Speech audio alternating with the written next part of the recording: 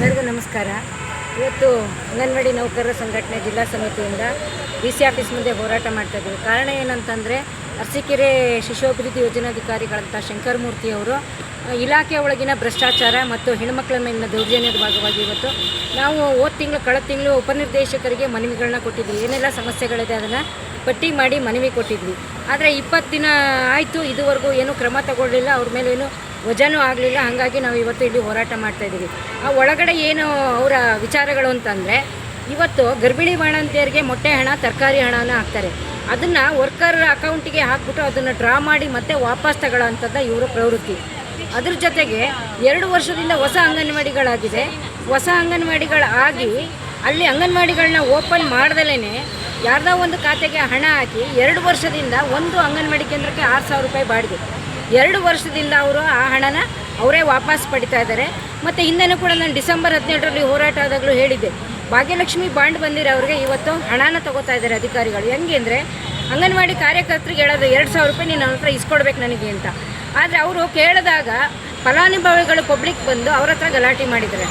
CDP ಹೇಳಿದಾರಂದ್ರೆ CDP ಹತ್ರ ಹೋದಾಗ ಅವರು ಫಲಾನುಭವಿಗಳಿಗೆ ಏನು ಹೇಳಿ ಕಳಿಸಿದ್ದಾರೆ, ನಾವೇನು ಹೇಳಿಲ್ಲ ಕಣ್ರಿ, ಯಾರು ನಿಮ್ಮನ್ನು ಕೇಳಕ್ಕೆ ಹೇಳಿದ್ದು ಅಂತ ಹೇಳಿ ಅವ್ರನ್ನ ಕಳಿಸ್ಬಿಟ್ಟು ಮತ್ತೆ ಆ ವರ್ಕರ್ನ ಕರೆದು ನನಗೆ ಅದೆಲ್ಲ ಗೊತ್ತಿಲ್ಲ, ನೀನು 2,000 ರೂಪಾಯಿ ವಸೂಲಿ ಮಾಡಿಕೊಡ್ಬೇಕು ಅಂತೇಳಿ ಈ ಥರದ ಟಾರ್ಗೆಟ್ಗಳನ್ನ ಮಾಡಿ ಮತ್ತು ಒಂದು ಅಂಗನವಾಡಿ ಕೇಂದ್ರಗಳಿಗೆ ಫುಡ್ ತಗೊಂಡೋಗಿ ಹಾಕ್ಬಿಟ್ಟು ಮತ್ತು ಅದ್ರಾಗ ಅರ್ಧ ಫುಡ್ಡನ್ನ ವಾಪಸ್ ತೊಗೊಬಾರ್ದು. ಆ ಕಾರ್ಯಕರ್ತೆ ನೀನು ಅಡ್ಜಸ್ಟ್ ಮಾಡ್ಕೊ, ಏನಾದರೂ ಮಾಡ್ಕೊ ಅಂತೇಳಿ ಆ ಅಂಗನವಾಡಿ ಕಾರ್ಯಕರ್ತೆ ಮಕ್ಕಳಿಗೆ ಏನು ಅಡುಗೆ ಮಾಡಿಕೊಡ್ಬೇಕು ಇದು ಒಂದು. ಮತ್ತು ಅಂಗನವಾಡಿ ಕಾರ್ಯಕರ್ತರಿಗೆ ಏನಾದರೂ ಪ್ರಶ್ನೆ ಮಾಡಿದ್ರೆ ಅವರು ಬೆದರಿಕೆ ಹಾಕೋದು, ನಿನ್ನ ಕೆಲಸದಿಂದ ತೆಗೆದುಬಿಡ್ತೀನಿ, ನೋಟಿಸ್ ಕೊಡ್ತೀನಿ, ಅಮಾನತ್ ಮಾಡ್ತೀನಿ, ಈ ಥರದ್ದೆಲ್ಲ ಬೆದರಿಕೆ ಹಾಕಿ ಆ ಹೆಣ್ಮಕ್ಳುಗಳು 6 ವರ್ಷದಿಂದನೂ ಕೂಡ ಇಷ್ಟು ಶೋಷಣೆಗಳನ್ನ ಅನುಭವಿಸ್ಕೊ ಬಂದರೂ ಕೂಡ ಇವತ್ತು ಅವ್ರು ಮಾತಾಡೋಂಥ ಪರಿಸ್ಥಿತಿಗಿರಲಿಲ್ಲ.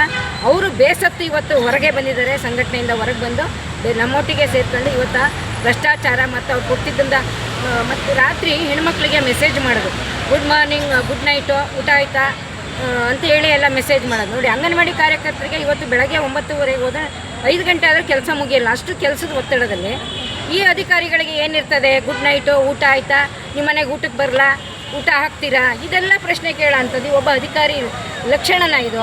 ಮಹಿಳಾ ಮತ್ತು ಮಕ್ಕಳ ಕಲ್ಯಾಣ ಇಲಾಖೆ ಅಂದರೆ ಮಹಿಳೆಯರಿಗೆ ರಕ್ಷಣೆ ಕೊಡುವಂಥ ಒಂದು ಕೇಂದ್ರದಲ್ಲಿ ಅಲ್ಲಿ ಮಹಿಳೆಯರಿಗೆ ರಕ್ಷಣೆ ಇಲ್ಲ ಅಂತ ಅಂದಾಗ ಇವರು ಒಂದು ಕೌಟುಂಬಿಕ ದೌರ್ಜನ್ಯ ಕಮಿಟಿ ಅಧ್ಯಕ್ಷರಿದ್ದಾರೆ.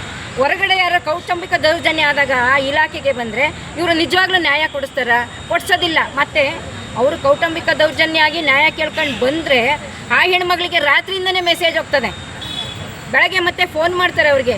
ಇಂಥ ಮಹಿಳಾ ಬಕ ಇವನು ಬೇಡ, ನಮ್ಮ ಜಿಲ್ಲೆ ಒಳಗೂ ಬೇಡ, ಅರಸೀಕೆರೆ ತಾಲೂಕಲ್ಲೂ ಬೇಡ.